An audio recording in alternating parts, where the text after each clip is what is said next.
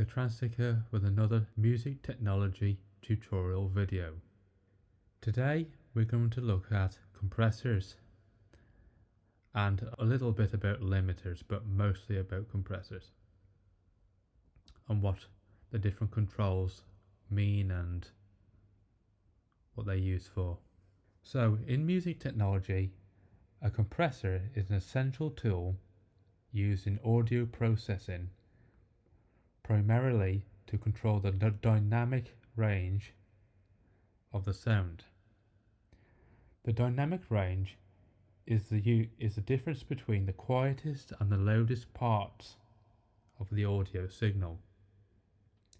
Compressors are used in various ways to shape the sound, balance levels, and achieve a more polished sound. A compressor can be used for dynamic range reduction. The main function of the compressor is to reduce the dynamic range of the audio signal. This means it lowers the volume of the loudest parts and brings up the levels of the quietest parts. When the audio signal exceeds a certain threshold, the compressor reduces the gain of that signal. This prevents peaks from being too loud, creating a more consistent overall level. It can be used for leveling and balancing. A compressor can be used to even out the volume levels within a track across multiple tracks in a mix. By controlling the dynamic range, a compressor can make quieter parts louder and louder parts quieter, which results in a more balanced sound. It can also be used for sustaining. A compressor can increase the sustain of an instrument, such as a guitar, by bringing up the quieter, trailing end of a note. After the initial attack of the note is reduced by the compressor, the decay phase, which is the fading out part of the note, can be made more prominent. This is often used in electric guitar recordings to maintain a consistent sound. It can also be used for punch and presence. Compressors can add punch to a sound, making it stand out in the mix. By using a compressor with a fast attack and release time, you can emphasize an initial transient, the very start of the sound is, which can make drums, for example, feel more impactful. A compressor can also be used for creative effects, such as a pulsing bass. You can use sidechain compression on a bass and trigger it so that it compresses. For example, when the kick drum, you have that like pulsing, create that pulsing bass. I've actually got a video of that. I'll leave a link to the video in this video. A compressor can be also used for noise reduction. Compressors can help in reducing unwanted noise by lowering the gain during quieter sections.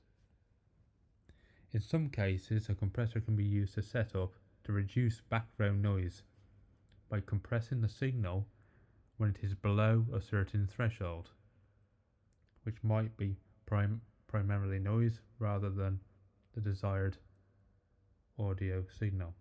So let's have a look at some of the controls on the compressor here. So we've got the threshold, which is here. So the threshold, the level above the compressor starts to reduce the gain. So you can set it at which level you want the compressor to kick in before it starts reducing the gain.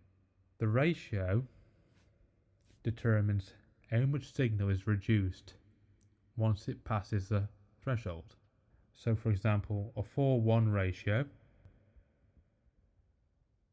so for example like that, that's a 4:1 ratio, means that for every 4 decibels above the threshold, only 1 decibel will be output. So that's where it's got the 4 and then it's got the 1. The attack is how fast the compressor kicks in. So it's how quickly the compressor starts reducing the gain after the signal exceeds the threshold.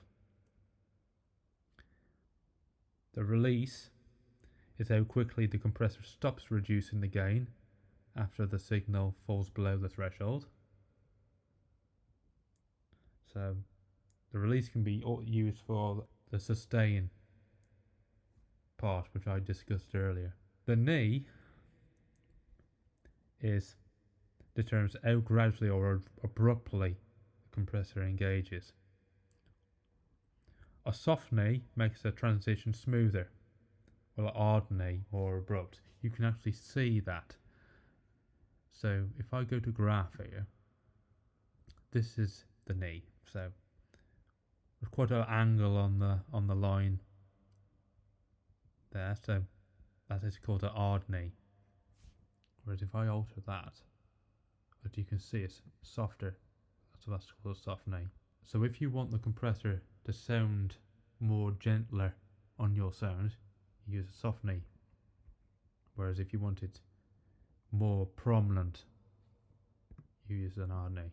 The makeup gain is to make up the volume. So the volume that you lose from the compression, the makeup gain makes up for that. So ideally, when you're using the compressor, this part is your input gain.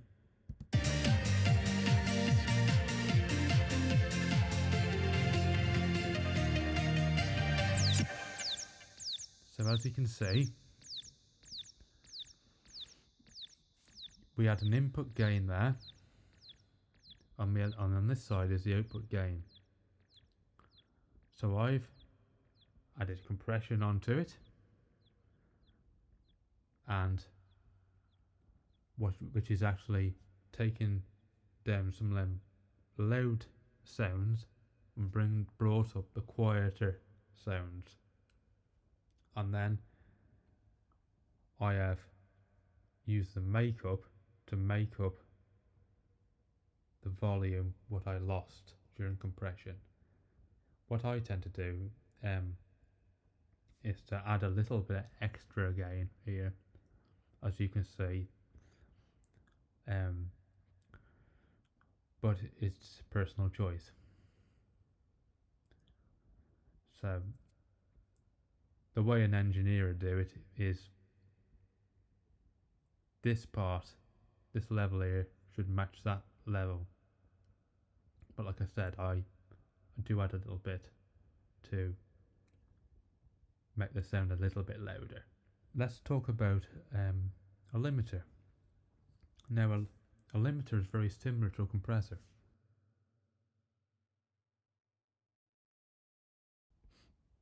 So in logic, this is the limiter.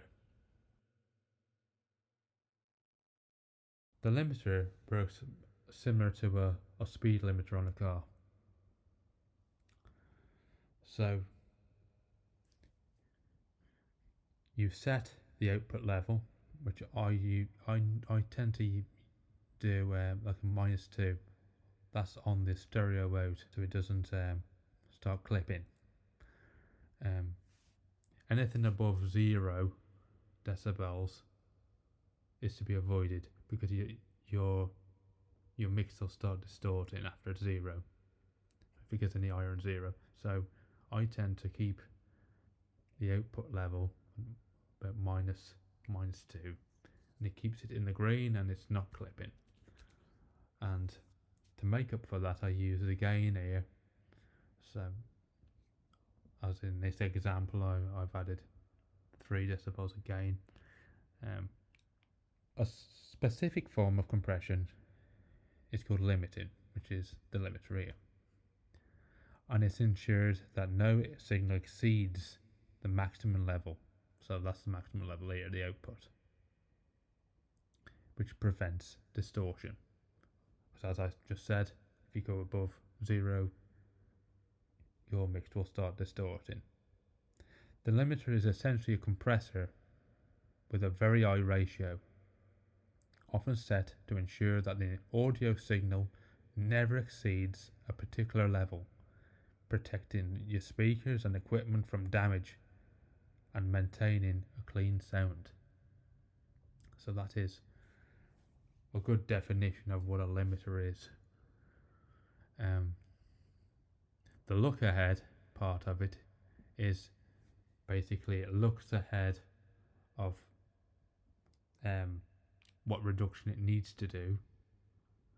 The more you shorten that, the more latency you will have.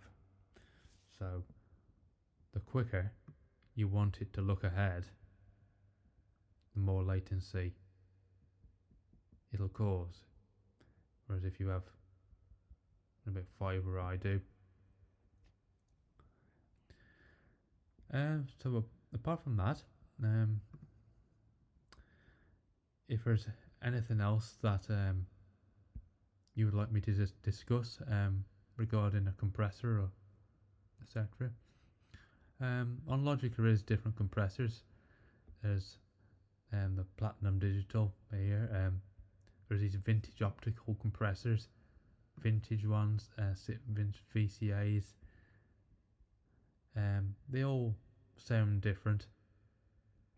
The vintage optical compressors were operated by using a light bulb, but if you want me to talk about that in a video sometime, I will, or just comment below and I'll reply to your comments. But other than that, thanks for watching, and remember to subscribe and give us a like, and I'll keep the videos coming. Okay, bye for now.